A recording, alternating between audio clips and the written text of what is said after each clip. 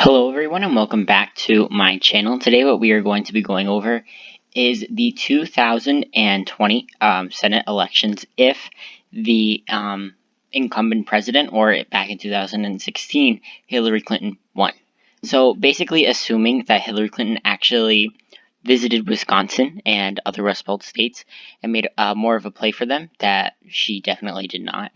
She would win the 2016 presidential election and would be the 45th president of the United States. When it comes to the 2018 midterms, I have a feeling that the results would be around the same. I think that no matter whether Trump or Hillary were elected, they would have about the same results. Potentially Montana flipping red, but generally I don't see it like that. However, looking at 2020 for the Senate elections, a lot of states are going to be safe. Idaho, Wyoming. I can see a bunch of states that are not Alabama, but a bunch of states that are typically safe. I can definitely see them staying safe. I did characterize Kentucky as safe because I generally don't think that Amy McGrath would do so well, especially if Hillary Clinton were elected. In this scenario, I'm saying that she would not run for a second term, but yeah. Looking at the safe Democratic states, there would be a decent amount. I actually think I'm gonna come back to New Jersey, but yeah, these are the safe Democratic states. So it brings the Republicans to 40 and the Democrats to 40.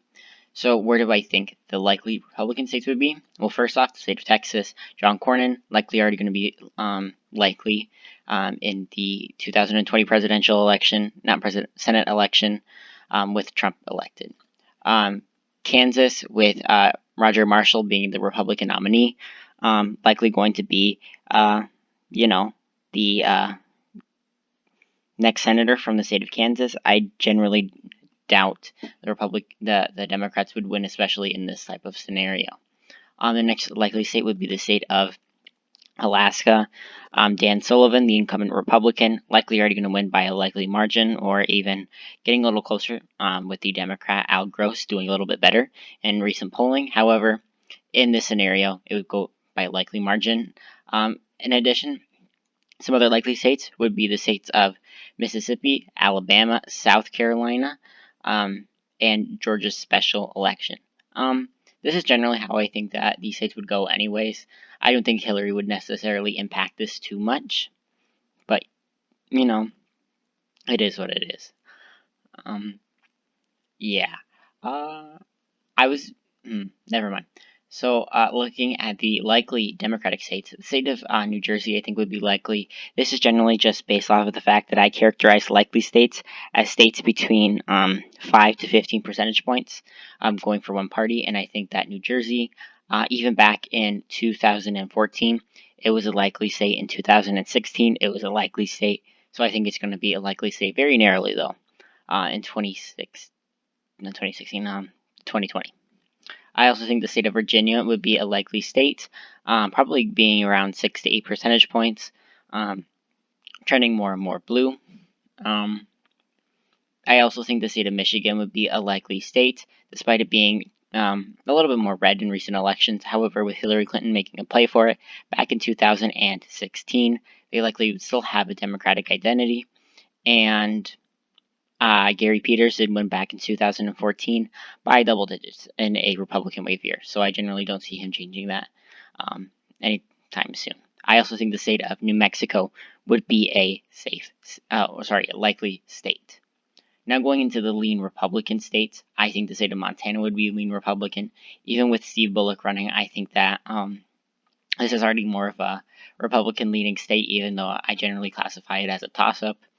I also think the state of Iowa would be lean. Joni Ernst, despite not being too popular, I think that in a Hillary Clinton presidency, it would really only boost the Republican candidates all across the country, even during a presidential year. I also think Georgia's regular election would be lean Republican. David Perdue, he could potentially even do better than 5 points. However, I see this narrowly being into the lean column as of this moment. and the state of Maine too. I think the state of Maine would probably stay with Susan Collins without a Kavanaugh vote for her to actually vote with. Her voting with a Democratic president is likely going to be a little bit more plausible than her with a Republican president. So I see that her favorability ratings would not necessarily drop so much, and she would probably retain her seat.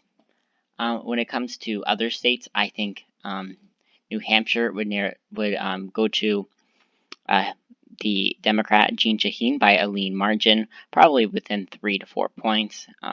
I also think the state of Minnesota, even though it's being a little weird that it's closer than the state of Michigan, I think that the Republican candidates are definitely going to try to focus on the state of Minnesota due to how close it was back in 2016. I also think the states of Colorado and Arizona would be lean. Two flips for the Democrats. This is generally just because I think that the candidates running here, John Hickenlooper and Mark Kelly, good fundraisers, definitely a lot more popular than the Republican incumbents, and no matter who the incumbent president is, I generally don't see them staying Republican. Now it all comes down to the state of North Carolina, which is a really difficult state to kind of predict. Cal Cunningham, he's outperforming Joe Biden currently, and even during a presidency where, like Hillary Clinton, I have a feeling it would still narrowly stay in the Republican column. Tom Tillis, not the most popular senator, but not also the most least popular senator as well. So yeah, this would be the 2020 Senate elections if Hillary Clinton were elected back in 2016. I hope you guys enjoyed this video. Please like and comment and share, and yeah, thank you so much.